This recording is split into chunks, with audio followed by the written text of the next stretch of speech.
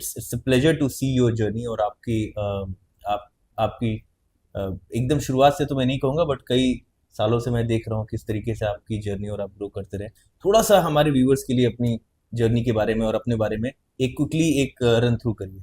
मेरी personal journey start हुई थी जब मैंने 3 कंपनी से रिज़ाइन दिया था अच्छा। 10-12 back, just to start my business. जब फर्स्ट टाइम जॉब छोड़ी मैंने, तो बेसिकली जो साथ में पार्टनर है उसको कहीं और बेटर अपॉर्चुनिटी मिल गई थी, तो बिजनेस स्टार्ट नहीं हो पाया। इन द सेकेंड 2 दिन में हिम्मत जवाब दे गई। और in the third stage, third company में मैंने पूरा डिस्कस करके करेक्ट करके एंड देन जो आज को फाउंडर है मिस्टर राजेश, उनके साथ मिलके कंपनी स्टार्ट की। एंड कंपनी के बाद भी लाइफ और जर्नी रोलर कोस्टर ही रही। सो आइदर कभी जीएस सर्विस टैक्स का जीएसटी हुआ तब मार्केट इम्पैक्ट, आप पैंडेमिक कोविड पैंडिंग तो जानते ही हैं, या वो 2000 नोट्स का जो बंद हुआ था, तो मार्केट का ही up down, cash crunch, race, technical चीज़ें, काफ़ी चीज़ें हुई। करते करते जर्नी चल रही है जो एक टिपिकल एंटरप्रेन्योर की होती है। सो क्या इंस्पिरेशन था कॉलर डेस्क स्टार्ट करने के पीछे? इज देयर, जैसे कि जनरली कहा जाता है कि स्टार्टअप्स आर दोज जो कि एक प्रॉब्लम आइडेंटिफाई करें। So did you identify a problem, जी, और या फिर कुछ और इंस्पायर किया आपको? कैसे स्टार्ट हुआ right. Caller desk? So basically जब मैं इस इंडस्ट्री में आया, तो उससे पहले हम एड सॉल्यूशंस सेल करते थे। तब आई रियलाइज कि इंडिया में ना एक बहुत बड़ा गैप देखा मैंने, जो ऑब्वियसली एक प्रॉब्लम आइडेंटिफाई हुई। मैंने देखा कि अगर किसी को मेल्स के बारे में कोई यूज़ करना चाहता है कोई बिजनेस, तो उसको जीमेल याद आता है। करेक्ट। अगर वो चैटिंग के लिए बात करता है तो व्हाट्सएप याद में आता है। अगर कोई ड्राइव या कुछ स्टोरेज करनी है तो गूगल ड्राइव, ड्रॉप बॉक्स जैसे बात आती है। बिल्कुल। वॉइस के लिए क्या है? नहीं, वॉइस के लिए जो हम मोबाइल टेलीकॉम यूज करते हैं, एयरटेल। बिजनेस वॉइस सॉल्यूशंस में कुछ भी नहीं है। अच्छा। जो जो भी कॉल्स है वो रिकॉर्ड हो उसके, आपकी टीम क्या बात कर रही है, इनकमिंग में क्या ओके। हो रहा है, आउटगोइंग में क्या हो रहा है, कहीं कोई बात करते हैं कुछ रॉन्ग कमिटमेंट ना हो जाए, तो उसके लिए हम्म इंस्टेंट सॉल्यूशन नहीं है। मार्केट में आईवीआर सॉल्यूशन मार्केट में पहले से थे, helpline number, hmm just tell you, जो हमारा वन ऑफ द प्रोडक्ट है।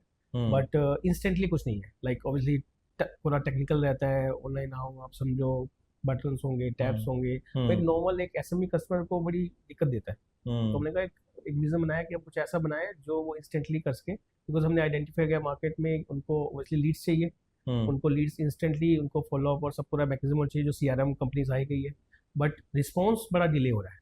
अगर वो मेल से किसी को रिस्पॉन्स करते हैं तो धीरे धीरे जा रहा है, कोई रिप्लाई कर रहा है, कब कर रहा है पता नहीं। हम्म चैट पे कर रहे हैं तो उस वक्त चैट आया, पर हर बार आप चैट पे ऑनलाइन नहीं रह सकते, आप रास्ते में होंगे, हम्म मीटिंग में होंगे। तो एक इंस्टेंट सॉल्यूशन उनको चाहिए जो ऑब्वियसली वॉइस होगा, जो वॉइस आपकी टीम भी बात करे तो हो जाए। अगर कोई कस्टमर कॉल करे तो अगर आप हम्म बिजी है तो कोई और उठा ले फ़ोन को।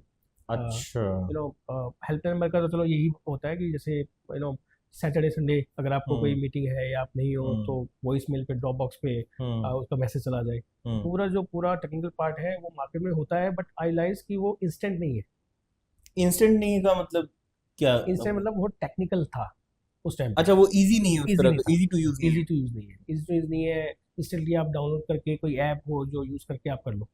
तो अब हमारे पास जो जो अच्छा हमने अच्छा, बनाया है इंस्टेंट का उसमें, मतलब आप कह रहे हो कि जो आप मतलब बीपीओस के वो डायलर वाले सिस्टम थे जिसमें पूरा कॉन्फ़िगर करना पड़ता था। राइट। ऐसा नहीं कि आपने बस डाउनलोड किया या साइन अप किया और इंस्टेंटली आप यस, यूज करना शुरू यस, कर सकते यस, हो। यस। वैसा नहीं। सो वो हमने बिजनेस स्टार्ट किया एंड देन लाइक इंस्पिरेशन ना मेरे अकॉर्डिंग एक फिक्स नहीं रहता है। वो टाइम टू टाइम आपका through out the journey advancement में चला जाता है, बढ़ता रहता है। हम्म उसके बाद रियलाइज़ हुआ कि वर्क फ्रॉम होम एम्प्लॉयज़ के हिसाब से कुछ करना चाहिए, क्योंकि बीपीओ में क्या होता है, आपको ऑफिस जाना है, कैब आएगी, ऑफिस लेके जाएगी, जी। वहाँ बैठेंगे, फिजिकल डेस्क पे कॉलिंग करनी पड़ेगी। और आप हम्म देखोगे अगर पैंडमिक में बेसिकली लोगों का जिसका भी कॉल सेंटर था काफ़ी बिजनेस ठप हुआ, करेक्ट। बिकॉज कोई निकल ही नहीं पाया। तो लोगों ने फिर हम्म क्लाउड को सेंटर की बातें आई। तो यू वॉन्ट बिलीव कि हमारा जो इंस्पिरेशन था वो पहले से वर्क फ्रॉम था। मतलब स्टार्टअप इंडिया में जो स्टार्टअप डीआईपी नंबर होता है, मिलता है, जी। उसके लिए गवर्नमेंट को अप्लाई करना पड़ता है। उसका हमारा एजेंडा जो उसका आइडिया जो हमें सिलेक्ट हुआ था उसके लिए, वो वही था कि वर्क फ्रॉम एम्प्लॉयज़ के लिए। वाह। और जो भी एक दो हमने कॉम्पिटिशन उस टाइम पे ये जीते कौन थे। सी ईयर की बात है? ये हो गई 2017 के आसपास की बात है, तो सोलह आप लोगों ने सत्रह के कोविड आसपास। प्रेडिक्ट कर लिया था कि 2-3 साल में कोविड आने वाला अरे नहीं, कोविड नहीं है? But yes, work from employees के लिए। वर्क फ्रॉम होम बिकॉज पे। अगर आप देखेंगे इंडिया सेकंड लार्जेस्ट मार्केट है बीपीओ सेक्टर में वर्ल्ड हम्म में। हाँ, तो ना ही कोई प्रोडक्ट, ना कोई मैन्युफैक्चरिंग, ना ही कोई सर्विसेज, सिर्फ हम्म कस्टमर सपोर्ट। तो कस्टमर सपोर्ट में है, और टीम जो ऑब्वियसली आपको एम्प्लॉयज़ को जॉब चाहिए होती है। हम्म तो इतनी बड़ी स्ट्रेंथ है हम्म रोजगार के लिए, और बेरोजगारी के लिए इतना सारा हो सही रहा है। बात है। तो फिर वो हमने रियलाइज किया कि कुछ ऐसा करें जो प्रोडक्ट जो घर से भी काम कर सके एंड ओवर द फोन हो, इजी टू यूज हो, स्मॉल एसएमई के लिए भी हो, एंटरप्राइज। तो हम उसी तरीके से बना भी Correct. रहे हैं, बना भी हुआ है, ऑब्वियसली अच्छा। कंसिस्टेंट इंप्रूव कर तो रहे दिस इज क्लाउड टेलीफोनी। जो ट्रेडिशनल डायलर होते हैं जिसको हम वीओआईपी पहले कहते थे, बीपीओस यूज हैं जो करते थे, ऑफलाइन फिजिकल में होते थे ऑफलाइन उसको फिजिकल क्लाउड डायलर पे, लगते थे, उसको आप लोग क्लाउड ऑनलाइन पे, लेके क्लाउड आए पे, हैं हाँ। और ऐप के थ्रू कोई भी अपने मोबाइल में या लैपटॉप में इसको डाउनलोड करके यस और इसको यूज कर सकता है। यस यस और वो यस सारे फीचर्स जिसपे नंबर बिजी हुआ तो ट्रांसफर हो जाएगा, कॉल अपने आप कनेक्ट हो जाएगी, कॉल रिकॉर्ड होगी, राइट। ये सारी चीजें आप लोगों ने सारे सब कुछ सॉफ्टवेयर पे सारे आप लेके आए हो। पैंडेमिक आया तो ऑब्वियसली प्रोडक्ट बन गया था, वो विजन था। हम्म तो हमने काफ़ी मतलब ऐसे ऐसे आए हॉस्पिटल्स हुए या हम्म वर्क फ्रॉम के लिए सब काम कर रहे थे, तो हम्म काफ़ी हमने ऑनबोर्ड किए थे, मतलब 15 मिनट के अंदर आपका पूरा कॉल सेंटर तैयार।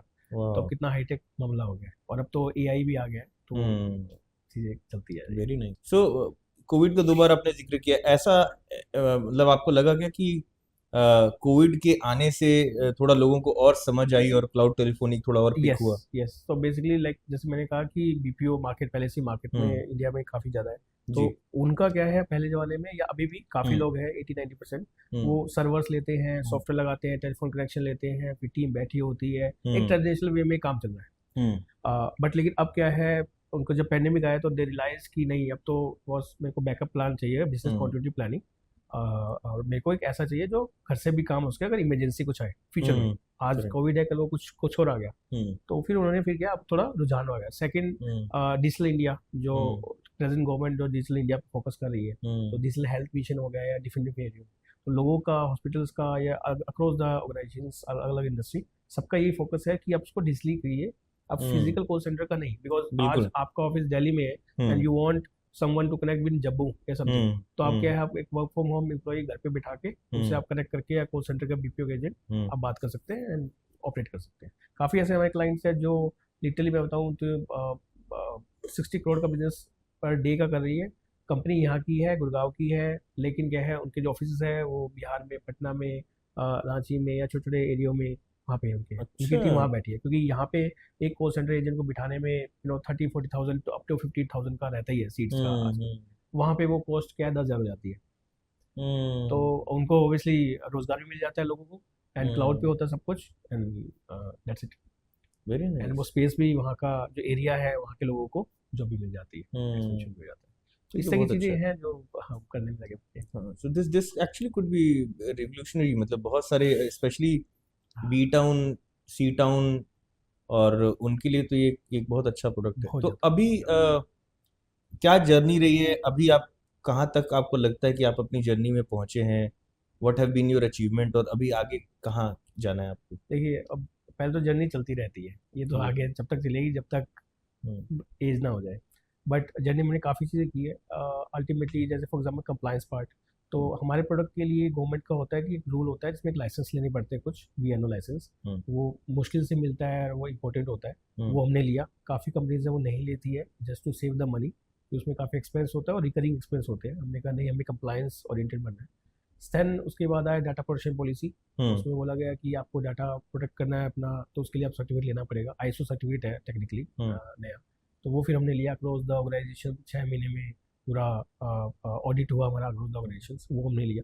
देन वीएपीटी, उन्होंने बोला कि आपको एक सर्टिफाइड वीपीटी होना चाहिए। तो अल्टीमेटली पहली जर्नी जो हमारी फोकस अगर मैं बोलूँ तो कंप्लायंस से हमने आपको फिक्स किया। सो अच्छा either from the government side, other from the technical hmm side. Hmm then उसके बाद प्रोडक्ट अल्टीमेटली, सो प्रोडक्ट भी अब है तो प्रोडक्ट में फीचर्स होंगे। सो वी रियलाइज कि इस मार्केट को हमने दो पार्ट में बांटा। फर्स्ट इज आईवीआर, जो हेल्पलाइन नंबर होते हैं इनकमिंग के लिए। हम्म सेकंड इज क्लाउड को सेंटर, जो पूरा अल्टीमेटली इंटीग्रेशन और सब कुछ रहता है। आपको हम्म एपीआई से करना है, आपको ऐप से कनेक्ट करना है, सब चीज़ें होती है। हम्म तो वो सारा चीज़ हमने बनाया। अब जो हम कर रहे हैं वो हो रहा है सेंटिमेंट एनालिसिस, वॉइस बॉट, इन सब पे मार्केट आगे जा रही ओके। इसमें एआई कैसे बड़ा इंटरेस्टिंग, हर हर जगह अब मैं एआई एआई है। सुन रहा हूँ, तो ये इस कॉलिंग में कैसे? पहले तो मैं एक जो आपने अभी बोला, मतलब मुझे लग रहा था कि डेस्कटॉप जरूरी है, तो आप कह रहे हैं कि डेस्कटॉप की या नहीं, लैपटॉप की भी जरूरत नहीं है, अगर एक ऐप है तो भी चल जाएगा। एंड्रॉइड फोन है या एप्पल फोन है, कोई भी एक फोन है आपके पास, तो उसके ऐप अंदर से भी चल चलेगा जाएगा, और उसके नंबर से कॉल नहीं होगी? उसके नंबर से नंबर मास्किंग हो जाती है। So for example Ola over में आपने देखा होगा, जस्ट मैं इस इंडस्ट्री का आपको बताता हूँ जी आउटगोइंग के लिए। फॉर एग्जाम्पल ओला ओवर में आपने कभी कैब बुक की होगी, तो हम्म, आपने जब ड्राइवर को फ़ोन किया तो उसका नंबर नहीं आ रहा होता, जी और वो एक नंबर मास्क होता है। तो क्लाउड टेलीफोनी में ये रहता है कि आपका नंबर मास्क रहेगा ताकि आपका सिक्योरिटी ब्रीच ना हो, प्राइवेसी रहे आपके नंबर की। सेम ड्राइवर का नंबर आपके पास नहीं आएगा, पर कॉल उसी नंबर से होगा। कॉल उसी नंबर से होगा, वो राउट होके जाता है टेक्निकली अच्छा। हमारे सॉल्यूशन से होते हुए। तो ये सॉल्यूशन होता है। अब एजेंट्स का जब होता है कॉलिंग कॉल सेंटर के लिए, जो आपने बैक टू योर क्वेश्चन की एआई जो आपने बोला, हम्म। तो अभी क्या होता है, एजेंट्स कॉल करते उठाते हैं, पर for example imagine bank, hmm. Bank की लाखों कॉल आ रही है, सही आपकी बात। टीम कहाँ बैठी है, बैठ भी गई तो कितने कॉल सेंटर खोलोगे आप, इंफ्रा हम्म। कहाँ से लाओगे इतना, हम्म। ठीक है। आप हम्म। उसको मेंटेनेंस, क्वालिटी मेंटेनेंस क्या है, आप वो ठीक से बात कर रहा है नहीं कर रहा है क्या है, उसके लिए चलो आपने अभी पर्सन बिठा रखे ट्रेन करने के लिए। हम्म। तो इसीलिए आप देखोगे कि जितनी भी बड़ी कंपनीज हैं उनके आप ट्विटर पे या कहीं पे भी आप देखेंगे तो लोग बोल रहे हैं कि आपका टोल फ्री नंबर नहीं मिल रहा है, सो एंड सो फॉर। हम्म। क्यों? बिकॉज वो ऐसा नहीं करना ही चाह रही, कस्टमर सपोर्ट से कोई चाह रहा होता है, बट ऑब्वियसली लीड आ रही है तो एक लीड कीमती है अल्टीमेटली। हम्म। बट कंसर्न क्या है, उनके पास टीम भी तो हो, हम्म। कितनी टीम रखे, हम्म। कितने जगह पे रखे, हम्म। कितना वो पूरा सेटअप बनाए। तो अब जो एआई आ रही है वो क्या कर रही है, उसको और इंसान इन्हांसमेंट कर रही है। ओके। अब वो आपका एजेंट की जरूरत नहीं है आपको, ओनली रीजनल लैंग्वेज में, हिंदी में, इंग्लिश हम्म। में, डिफरेंट लैंग्वेज में हो रहा है। ऑब्वियसली इम्प्रोवाइज चल रहा है बिकॉज ऑफ एक्यूरेसी। हम्म। उसमें आपको कोई एजेंट नहीं होगा, आपको सिर्फ एआई से बात होगी, एआई को आप बोलोगे, एआई आपके लिए सारी बात को रिप्लाई करेगा।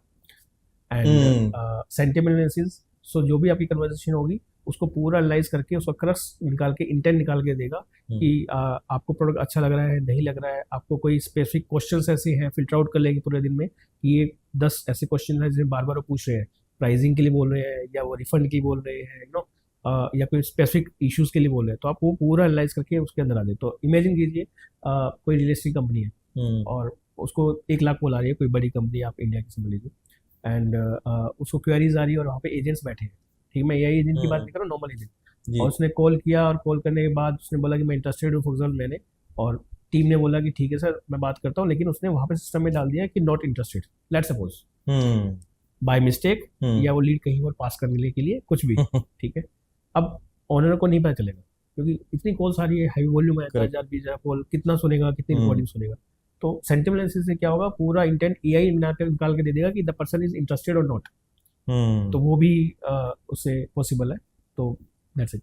तो ये जो मुझे सुनने में आता है कि एआई जो है वो जॉब खा जाएंगे, ये आपको लगता है कि सच है? नहीं, ऐसा नहीं है, बट यस इम्प्रोवाइज करेगा। सो फॉर एग्जांपल जब कैलकुलेटर के बाद मोबाइल आया, मोबाइल के अंदर कैलकुलेटर आया, तो एक बार लगता होगा कैलकुलेटर कंपनी को भी कि ऐसा होगा, बट इन्हांसमेंट तो जरूरी होता है। आई थिंक सपोर्टिव जो है रोल वो एआई निकालेगी, बिकॉज कॉल वॉल्यूम ज़्यादा है तो ह्यूमन इंटरेक्शन तो रहेगा ही रहेगा आगे जाके।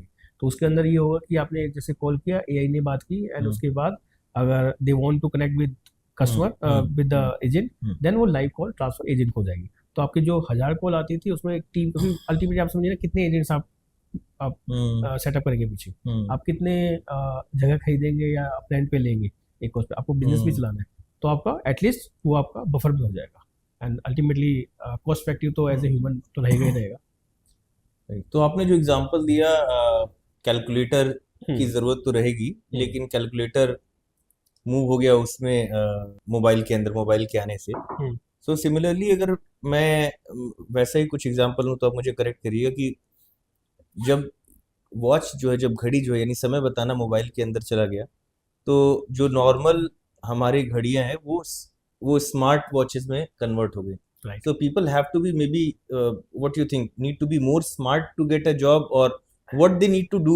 एक आज की डेट में एक जगह मैंने कहीं सुना भी था किसी को कहते हुए कि कल की डेट में क्या आने वाला है टेक्नोलॉजी में, उसके लिए आज के लिए पढ़ाना ही बहुत मुश्किल है। मतलब आज कोई बच्चा class 1st 2nd 3rd 5th में पढ़ रहा है और वो आज से 20 साल बाद अगर जॉब करने वाला है, तो स्कूल को यही नहीं पता कि 20 साल बाद क्या होगा, किसके लिए पढ़ाएं। मैं इसमें थोड़ा सा एक्सेप्ट करूंगा जी। स्कूल कॉलेज तो एक ऑब्वियसली है, गवर्नमेंट ने दे जी। रखे हैं पढ़ने के लिए, बट आप सेल्फ स्टडी भी कर सकते हैं। अब जो एआई आया है, हम चैट जीपीटी बात कर रहे हैं, क्लाउडिया बात कर रहे हैं, डिफरेंट टूल्स हो गए, उसमें आप कुछ भी पढ़ सकते हो। एक अगर कोई गांव का पर्सन है या कोई लड़का है, वो चैट जीपीटी का फ्री यूज़ किया, वहाँ पे आप जान लो इंग्लिश में कुछ पूछना है क्या, स्टडी करना है क्या, आप हिस्ट्री पूरा पढ़ सकते हो। अब टीचर बल्कि वही उसी का यूज़ करके पढ़ाएगी, तो आप घर बैठ के विदाउट पैसे, विदाउट अमाउंट, विदाउट एनी, अगर जाने का या कुछ नहीं है, फाइनेंशियली फ्रीडम नहीं है, तो इंटरनेट तो होगा, उस पर करके आप अपना पूरा पढ़ लो, पूरे दिन रात दिन पढ़ाई करो, क्या दिक्कत है? आप बताइए, करने वाला होगा वो करेगा। अब नहीं हम्म। करने वाला होगा तो कुछ भी नहीं हो सकता, देखिए। नहीं, ये बात बिल्कुल सही है। मुझे लग रहा है कि ये उल्टा सोचने की बजाय कि एआई के आने से अपॉर्चुनिटीज कम है, अब तो बल्कि अपॉर्चुनिटीज और सबके लिए ओपन हो गई है। यस, ना यस। तो कोई नॉलेज किसी के पास ऐसा रखा हुआ है कि वो शेयर नहीं कर सकता। Now you have and everything is free. YouTube is free, yes. You know. अब जो एआई का हम बात करेंगे, पेड है, समथिंग है, पर फ्री में भी काफ़ी पर अच्छे बेसिक देते हैं। इंफॉर्मेशन, नॉलेज नॉलेज वर्टिकल तो फ्री है एटलीस्ट। सोचिए, इमेजिन कीजिए कि गांव में कोई लड़का है जो हम्म। +2 कर लिया, उसके बाद अब हम्म। फाइनेंशियली दिक्कत आ रही है, पढ़ नहीं रहा है, या हम्म। Just because of financial things, जी। या कहीं जॉब कर रहा है, या कोई मैकेनिक के यहाँ काम कर रहा है, हम्म। तो उसके बाद तो फ़ोन है ना, वो चैट हम्म। जीपीटी या वट मैं एक जो भी नाम दे जो रहा हूँ, भी ढेर एक सारे लो, मल्टीपल आ गए। Correct correct. उनका यूज़ किया, आप आराम से अब थ्योरेटिकली आप पढ़ सकते हैं। हाँ, आजकल तो बहुत बिल्कुल टूल्स आ गए। बिल्कुल बिल्कुल। बट हाँ, इफ यू जो नॉर्मल बेसिक स्किल है उसके लिए थोड़ा सा अपग्रेड होके नॉर्मल वॉच से थोड़ा सा स्मार्ट वॉच टाइप का बनना पड़ेगा if you want to right, right. Get a job. चीज़ें तो अब इन्वॉल्व होगी, आपको भी होना पड़ेगा। जो हाथ बिल्कुल। से पंखा है वो अब एसी हो गया है, तो कहीं ना हम्म। कहीं फ़ायदा हो रहा है। पहले घोड़ा था, हम्म। अब गाड़ी से अगर जा रहे हैं, हम्म। तो घोड़ा गाड़ी बन गई, लेकिन अल्टीमेटली हम्म। इनोवेट तो करना पड़ेगा आपको, इवॉल्व तो होना पड़ेगा। अगर आप नहीं करेक्ट। पढ़ रहे हैं तो इसका मतलब ये नहीं कि आगे टाइम नहीं आगे चेंज होगा। तो आपने जो हार्ड वायर्ड कॉलिंग थी उसको रिप्लेस किया है, जी। Do you think caller desk भी आने वाले टाइम में कैसे इवॉल्व होगा, और नहीं तो रिप्लेस किया जाएगा, और क्या कुछ और टेक्नोलॉजी आने वाली है जो इसको जी, भी रिप्लेस करेगी? जो कॉल सेंटर सोल्यूशन है हमारा, जी। उसको एआई हमें रिप्लेस नहीं कर सकती है, फर्स्ट ऑफ ऑल। जो एआई है, एआई को, ठीक है। क्योंकि एआई अब 10 सालों तक का मेन रहेगा। हम्म। रीज़न क्या है, जो भी कस्टमर कॉल करेगा या हम्म। कोई कंपनी नंबर लेगी, उसको एक प्लेटफॉर्म उसको चाहिए चाहिए पूरे एनालिटिक्स के लिए। कॉल कहाँ जाएगी, किधर जाएगी, कब, हम्म। कितने बजे क्या ब्रेक रहा, एजेंट परफॉर्मेंस क्या रही, पूरा जो पूरा सेटअप होता है, पूरा प्लेटफॉर्म बनता है, वो एआई के पास नहीं है। वो वो कॉलर डेस्क के वो पास, कॉल डेस्क वो पास है। Collar desk. एआई क्या कर रहा है, उसके ऊपर एक टॉप ऑफ द लेयर है कि हम्म। आपकी जो कॉल आएगी वो उस सिस्टम से गुजरते हुए एआई हम्म। का यूज़ करेगी। तो हम्म। हमारे पास शायद लिटरली 20 से 25 कंपनीज ने मुझे कॉन्टैक्ट भी किया है कि आप हम्म। हमारे साथ इंटीग्रेट कर लो। So we are also developing एक फैसिलिटेटर टाइप में कि ये रहा हमारा प्लेटफॉर्म, आप अपना हम्म। कनेक्ट करो। कस्टमर को बोला तो हमने अपने प्रोडक्ट के साथ उनका सर्विस को अच्छा, वो अलाउ कर उनके दिया। एआई एजेंट है, वो आपके साथ इंटीग्रेट करना चाहते इंटीग्रेट। हैं। सो वो हमेशा लेयर ऊपर रहेगी, उनको नहीं पड़ेगा। अभी हम बात कर रहे थे तो आप कुछ नए आइडियाज के बारे में बात कर रहे थे जो आपने पेटेंट करवाए हैं या पेटेंट के लिए अप्लाई किया है। ओके, तो जब ओके। हम बात कर रहे हैं कॉलर डेस्क की फ्यूचर के लिए, वो क्या टेक्नोलॉजी है और क्या रिलेटेड है, कैसे? ठीक है। सो बेसिकली एक पेटेंट इंडिया का हमारा ग्रांट हो चुका है। अच्छा। It's calling, location based calling system. अच्छा। यूके में भी हो चुका है, सर्टिफिकेट हमारा 1 महीने के बाद आ जाएगा, और अच्छा। यूएस एंड इंडोनेशिया में हमने अप्लाई कर रखा है। हम्म। पेटेंट का अगर मैं नॉर्मल तरीके से एग्जांपल में बोलूँ तो it's like true collar for location, kind अच्छा। ऑफ। अच्छा। सो ट्रू कॉलर जैसे, या उससे कंपनीज जो है नाम दिखाती है कॉल पे, हम्म। हम लोकेशन दिखाएंगे, real time location. So obviously trusted contact का सिस्टम रहेगा, लाइक आप हम्म। हमें अप्रूव करेंगे एक दूसरे को तब होगा। बट इसमें रियल टाइम में आपको लाइव लोकेशन कॉल पे ही हम्म। पॉपअप में आपको मिल जाएगी। सो आफ्टर पेटेंट हमने टेस्टिंग भी की थी, हम्म। एंड यू वॉन्ट बिलीव कि एक बार टेस्टिंग में 13 कंट्रीज में डाउनलोड हो गए थे 10 दिनों के अंदर, एंड 10,000 डाउनलोड्स हो गए थे। एंड ऑब्वियसली जो अर्निंग होगी वो गूगल एडसेंस से होगी, जो भी हर कॉल के साथ आएगी, तो हम्म। उससे भी अच्छा खासा अमाउंट आएगा। तो हमने फिर उसको भी एक बार, ऑफ बीटा वर्जन था, तो अल्टीमेटली उसको हम थोड़ा और रिफाइन करके उसका बनाएंगे। The very purpose of nice. The call is for the women safety, hmm. Because एक वीडियो हमने देखी थी, उसमें देखा था कि एक सीन कि अगर कोई फीमेल है, उसके पीछे लोग हम्म। पड़े हुए हैं कुंडे, हम्म। देन एक बड़ा पैनिक सिचुएशन आ जाता है। हम्म। हमने देखा कि अगर उसके बाद 2-3 ऑप्शंस होते हैं। हम्म। फर्स्ट होता है पुलिस को कॉल करना, तो उसने कॉल किया तो उसमें आईवीआर प्ले हुआ है, एंड ऑब्वियसली टाइम लगता है जो helpline number. Hmm. And call back भी आती है, तो गवर्नमेंट का रूल ये है कि वो एटलीस्ट 8 मिनट तक का मैक्सिमम टाइम है। नोएडा में जल्दी है, नोएडा हम्म। एनसीआर में, तो काफ़ी एरिया में काफ़ी लेट कॉल बैक आती है लोकेशन के लिए। हम्म। फिर हमने देखा कि उनकी मोबाइल ऐप या मार्केट की ऐप्स, तो वो जीपीएस देना करना, बग से लेके और पेड से लेके सब चीज़ें हम्म। होती है। थर्ड, फिर हमने देखा कि पेपर स्प्रे उसने यूज़ किया, तो भागते भागते पेपर स्प्रे कहाँ यूज़ करेंगे। उसके बाद हम्म। एक ही मीडियम होता है कि कॉल पे या तो फैमिली को फ़ोन करे, हम्म। या वेट करेगी पुलिस में कोई फ़ोन उठा लेगा और वो सब चलेगा। हम्म। अब अगर किसी को फ़ोन भी किया अगर फैमिली में, तो वो लोकेशन, फॉर एग्जाम्पल मैं आज यहाँ लोकेशन हो, मेरे को एग्जैक्टली नहीं पता आसपास का क्या सीन है, और रात हम्म। का टाइम है, तो मैं लोकेशन भी क्या बता पाऊँगी, हम्म। तो वहाँ पे बड़ा इशू है। तो यहाँ पे अगर आप एज ए ट्रस्टेड कॉन्टैक्ट हो जाते हो, आपने सीधा ही इसको कॉल किया किसी पर्सन को, एंड आपको लाइव लोकेशन मिल गई, तो हम्म। इमेजिन कीजिए क्या होगा। और इंडिया में as a location based service के लिए कोई इंडियन बेस्ड कोई company as a market leader नहीं है। मल्टीपल यूज केसेस है। फॉर एग्जांपल किसी का भगवान ना करे किसी का एक्सीडेंट हो जाता है कहीं पे, एंड वो एक दूसरी जगह जा रहा है जहाँ पे पता भी नहीं है आसपास एड्रेस क्या है। अब वो हॉस्पिटल को फ़ोन करेगा, एंड हॉस्पिटल में फ़ोन करके आइदर आईवीआर पे या लैंडलाइन पे कॉल जाएगा। अब जो रिसेप्शन होगी उसने बात की, उसने कहा लोकेशन भेजिए, तो लोकेशन के लिए क्या वो उसके नंबर को सेव करेगा फिर व्हाट्सअप करेगा, जब तक वो दर्द में जा रहा है पता नहीं क्या हो जाए। अब इमेजिन कीजिए, लेकिन वो सिस्टम हो और हमारे आईवीआर सिस्टम से भी कनेक्ट हो जाए आने वाले टाइम में, तो कॉल करते ही उसको पता होगा कि नाम के साथ या लोकेशन के साथ एड्रेस। Very nice. तो इस तरह के यूज केसेस है, इसके लिए हम काम कर रहे हैं। एंड फ्यूचर में ऑब्वियसली B2B यूज काफ़ी बनते हैं, बट डायरेक्टली अब तो B2C ऐप का प्लान है हमारा as a free app, and most probably इस साल के अंत तक या मार्च तक आ जाएगा ऐप। Wonderful wonderful. सो मैंने बहुत जगह देखा है कि जो ये एंटरप्रेन्योरशिप वाले माइंडसेट के जो लोग होते हैं वो एक के बाद एक प्रोडक्ट लॉन्च कर रहे होते हैं, या एक के बाद एक बिजनेस कर रहे होते हैं। बट स्पेशली जो ये स्टार्टअप माइंडसेट वाले होते हैं, बिजनेसमैन तो फिर भी एक उस पर लगे रहते हैं एक ब्रांड क्रिएट करने पे, उनके अंदर ऐसा होता है अंदर, वो आप जुनून कहिए, जज्बा कहिए, खुजली कहिए, जैसे भी कि वो कुछ ना कुछ लगातार सोचते रहते हैं। Do you think is it like this entrepreneurship या फाउंडर्स का एक अलग माइंडसेट होता है, या कुछ अलग टाइप के होते हैं, और एवरीबडी और anybody can be a founder? क्या ट्राई सभी करते हैं अल्टीमेटली, राइट जी। तो कोई भी बिजनेस करने स्टार्ट करना चाहेगा, पर उसके अंदर से एंटरप्रेन्योर कौन है वो आपको टाइम के हिसाब से पता चलता है।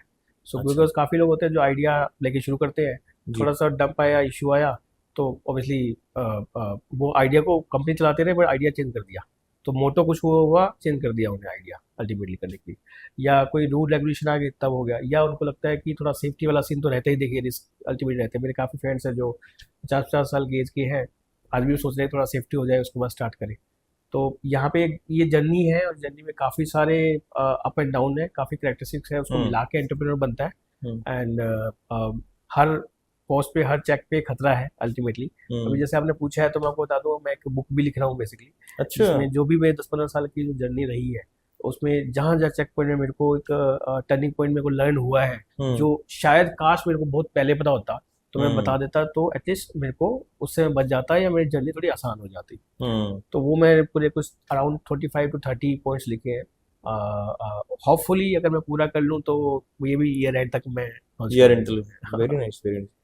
Have you decided the name of the book? अच्छा, चलिए लॉन्च हो जाएगा तो आप बताइएगा, विल डेफिनेटली। तो coming back to your my original questions, आप जब वो लिखेंगे अपनी जर्नी, लोग आइडेंटिफाई करेंगे और जानेंगे, आपको क्या लगता है कि देखिए एक आज की डेट में मुझे लगता है कि मैं बहुत सारे कॉलेजेस में विजिट करता हूँ, और मुझे लगता है कि स्पेशली MBA स्टूडेंट या फिर बीटेक के भी जो थोड़े ए टाउन या बी टाउन वाले हैं, उनको उनके अंदर है काफी ज्यादा परसेंटेज के लोग एंटरप्रेन्योरशिप करना चाहते हैं। और आपने बोला कि कुछ लोगों के पास वो स्किल, क्या स्किल सेट होता है, क्या आइडेंटिफाई करे ताकि उसको पता चल जाए कि this guy is an entrepreneur material?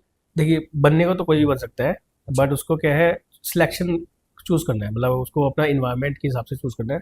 सबसे पहले तो उसका पैशन क्या है। अच्छा, पैशन फॉर एग्जांपल मैं वैसे बोलूँ, कोई खुद के लिए वीडियो बनाता है अल्टीमेटली, या राइटिंग करता है जी, तो वो उसका पैशन है, दिन रात कर रहा है, अपने लिए कर रहा है, सीख रहा है, कर रहा है। अब उसके साथ साथ उसने यूट्यूब पे वीडियो डाल दिया तो उसको थोड़ा सा मॉनिटरी सिस्टम भी आ गया। एंड तीसरा, ये दोनों चीजें सामने वालों को दिखाने के लिए, जो कि सामने वाला जो यूज करे, वॉचर सुन रहा है, देख रहा है, उसको क्या फायदा हो, उसके लिए जो बेनिफिट वाला उसमें तड़का डालेगा अल्टीमेटली, क्योंकि सामने वाला को कुछ पता होने, कस्टमर सपोर्ट की तरह आपको कस्टमर के बारे में जो देख रहा है आपका, उसको फायदा होना चाहिए, वैल्यू मिलनी चाहिए।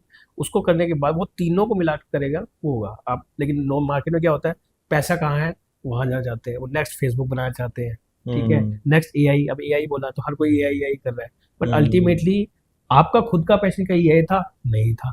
क्या आपको कोई प्रोडक्ट बनाना था जो आपको रियल में लगता है कि ये सही है, नहीं था।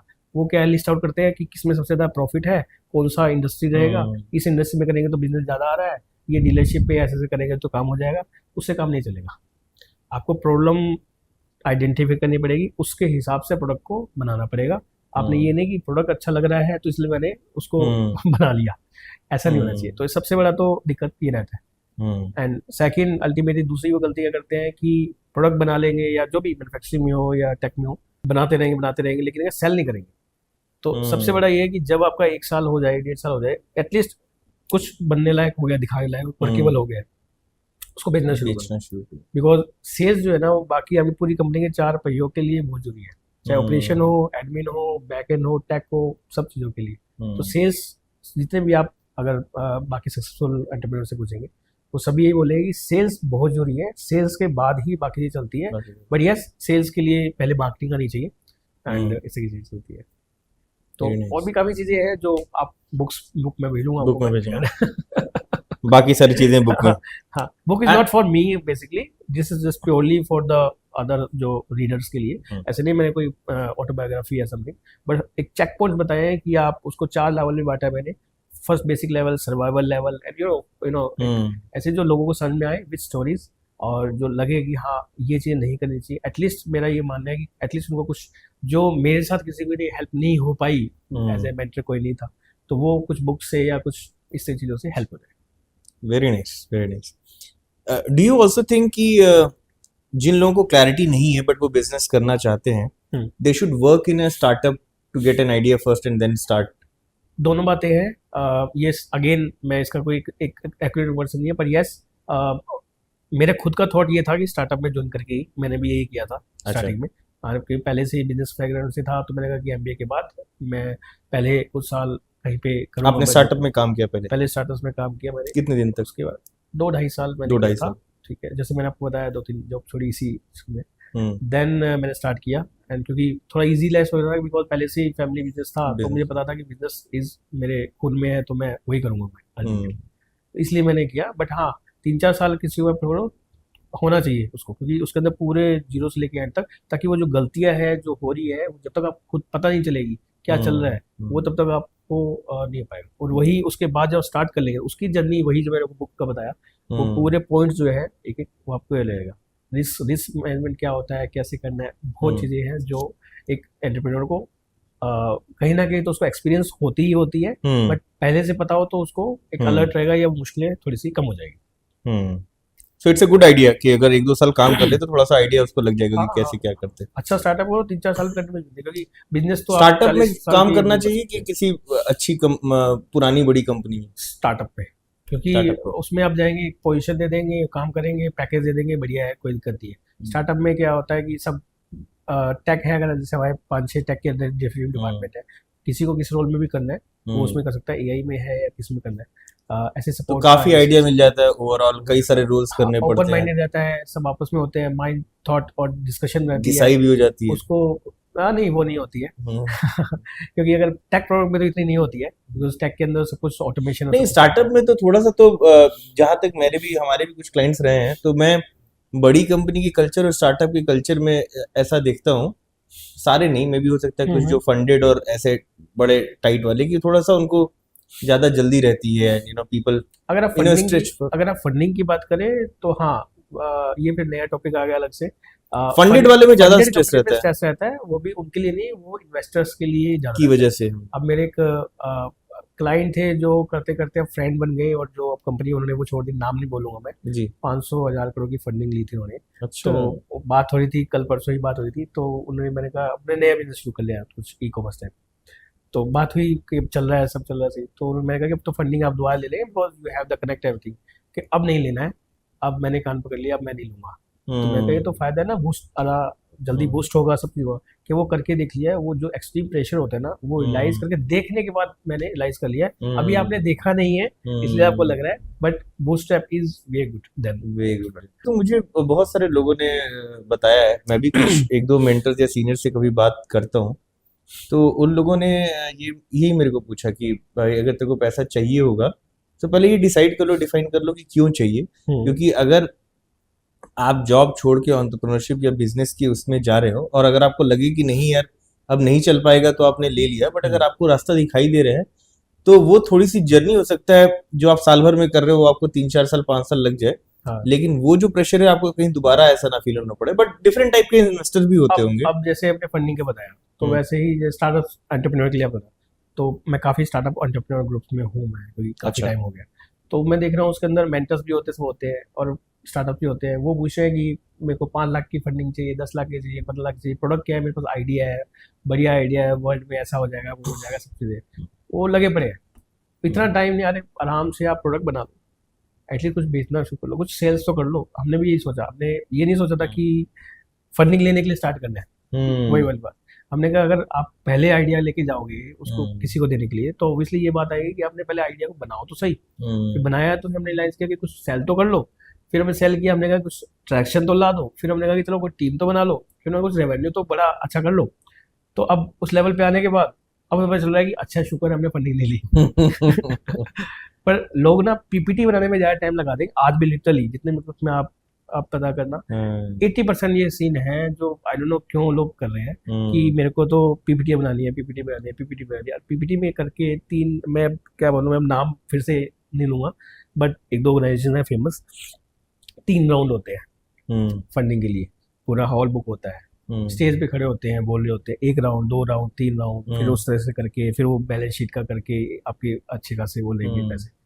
वो इतना टाइम लगा के स्ट्रेसफुल होता है, वो पूरी तैयारी करना, प्रेजेंटेशंस लेंगे, और उसके बाद भी नहीं होगा, और फिर बैक टू बैक करना होता है। इससे अच्छा तो प्रोडक्ट बना लो आप। इवेंट्स में जा रहे होते हैं, सेमिनार में, फ्रेंक स्पीकिंग में एक किसी एक में गया हूँ, फिर मैं रियलाइज हुआ टाइम की वेस्टेज है, बिकॉज जो आता है आप सुनेंगे, ठीक है, अब इसलिए जो नॉलेज आप ऑनलाइन भी ले सकते हैं उनसे, बट वो लेंगे एंड उसके बाद आपसे उनसे बात भी नहीं कर पाएंगे एंड वो चले जाएंगे, दैट्स इट। एंड आप पूरा दिन आपका वेस्ट होगा। इससे अच्छा तो आप अपना प्रोडक्ट में, डिजाइन में, आपका कोई कस्टमर सपोर्ट के लिए क्या, किस तरह से मैकेनिज्म बनाना है अपना ऑन बॉर्डिंग कस्टमर की, उन पे आप ध्यान दो rather than इन चीज़ों पे।